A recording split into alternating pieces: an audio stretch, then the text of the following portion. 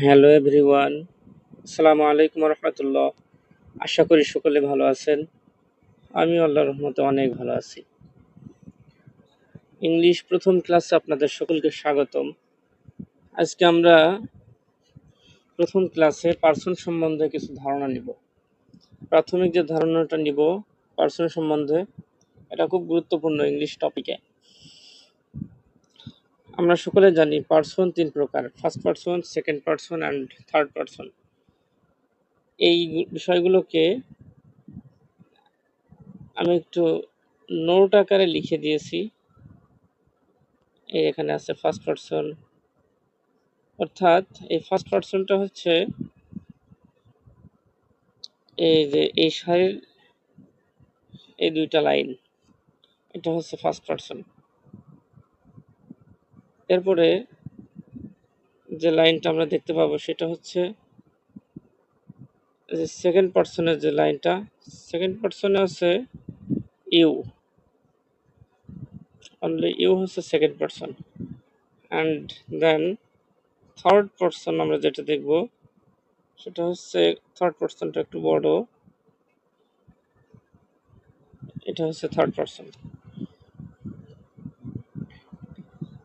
আবার এই পার্সনগুলোকে আমরা আবার কয়েকটি ভাগে ভাগ করেছি। সেটা হচ্ছে প্রথমত আমরা যেভাবে এটা ভাগ করে নিব সাবজেক্টিভ ফর্ম হিসাবে। সাবজেক্টিভ ফর্মের একটা অংশ, আর একটা হচ্ছে অবজেক্টিভ ফর্মের একটা অংশ, আর একটা হচ্ছে পজিটিভ ফর্মের একটা অংশ।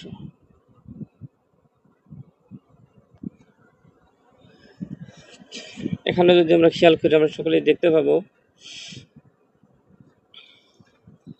ফার্স্ট পার্সনে আছে কি, আই আছে, মি আছে, মাই আছে।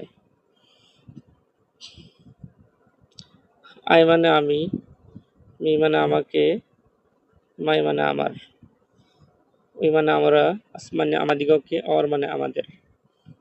ইউ মানে তুমি, ইউ মানে তোমাকে, ইউর মানে তোমার।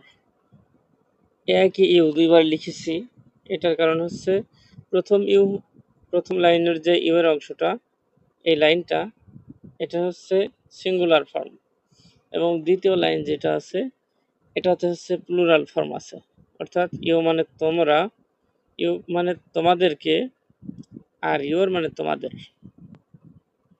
আর থার্ড পার্সনের যেটা আছে যে অংশটা, সেটাতে রয়েছে হি মানে সে, হিম মানে তাকে, হিজ মানে তাহার, সি মানে সে, হার মানে তাকে, হার মানে তাহার, দে মানে তাহারা, দেম মানে তাহাদিগকে, দেয়ার মানে তাহাদের, ইট মানে ইহা, ইট মানে ইহাকে, ইটস মানে ইহার। এখানে উল্লেখযোগ্য একটা বিষয় হচ্ছে এখানে আমি কিছু বাংলা ওয়ার্ড আমি ইউজ করেছি যেটা হচ্ছে গাম্ভীর্য ভাষায়, অর্থাৎ সাধু ভাষায়, এবং কিছু আছে চলিত ভাষায়। এটা আপনারা বুঝে নেবেন। এখন আমাদের কাজ কি?